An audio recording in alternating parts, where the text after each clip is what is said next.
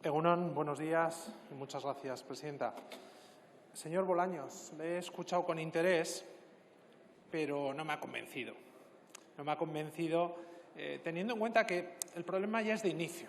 En un inicio ya nos pareció esta ley una loapa securitaria que además partía de un concepto de la seguridad nacional muy difuso, muy chicle, que servía para todo, pero no se sabe exactamente para qué.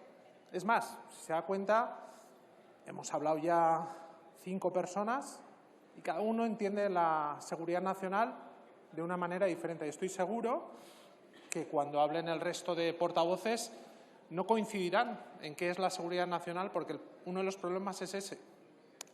Deja su libre albedrío cuándo se debe aplicar ese concepto y esa necesidad. Mire, le veía que se sulfuraba un poco cuando la señora Basa decía que esta ley y su modificación tiene un carácter centralizador. Y es cierto que ustedes repiten continuamente que España es uno de los estados más descentralizados del mundo. Pero ¿qué ocurre? Que ustedes, cuando todo va bien o no va tan mal, defienden un estado descentralizado, un estado de las autonomías, pero consideran que cuando hay problemas el Estado se debe centralizar, que debe ser una dirección única. Esto le llaman coordinación reforzada, pero no deja de ser un eufemismo para decir centralización. Y es más, usted ponía el ejemplo de la pandemia, que usted cree que todo se ha hecho bien, pero ¿cuál fue el primer, y sin entrar en el fondo de las medidas, pero cuál fue el primer impulso que tuvieron ustedes?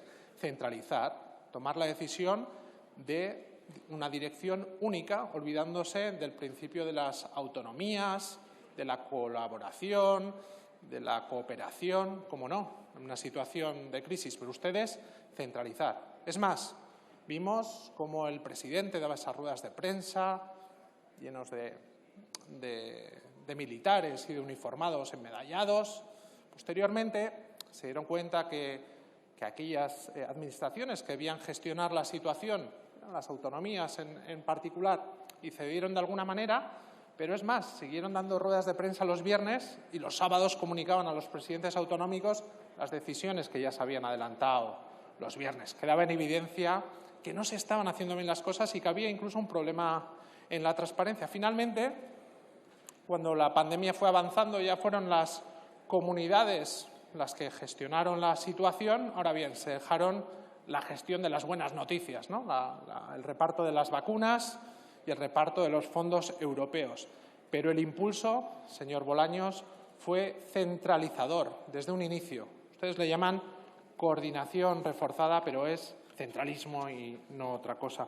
Y miren, ¿por qué creemos que esta ley y su modificación es inadecuada? Pues miren, por dos razones. Y se lo decía en un inicio. Ese concepto chicle o difuso o líquido de lo que es la seguridad nacional, claro, no es lo mismo una crisis energética, una crisis económica, una catástrofe natural, y eso hay que preverlo desde un inicio, porque las respuestas obviamente no pueden ser las mismas, ni desde un mismo consejo se puede decir sobre cualquier cosa. Pero es que además, y técnicamente, ahora para interpretar la ley hay que acudir a esa sentencia que usted señalaba del Tribunal Constitucional. Es que hay que ir a esa sentencia e interpretarla en base a eso. No es tan simple, es inadecuada en sí. Y mire, nosotros se lo decimos continuamente, la colaboración, incluso la coordinación de buena fe, tanto ad intra como ad extra en la Unión Europea, cuando hay situaciones complicadas, pues obviamente se debe mejorar. Pero es que creemos que esta ley en sí, ya en el 2015, es que era innecesaria y no soluciona o no da los cauces para solucionar problemas. Es más, podría ser incluso un problema teniendo en cuenta cuál es la estructura del Estado y cómo está organizado el Estado español. No es normal que se intente aplicar una norma de carácter completamente centralizador teniendo en cuenta cuál es la situación de partida. No responde a eso y solo responde a un impulso, ya digo, centralizador.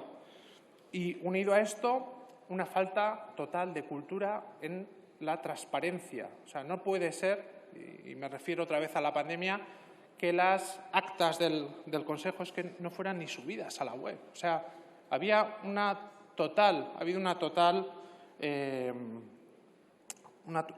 olvido de publicar en la web las páginas habilitadas al efecto.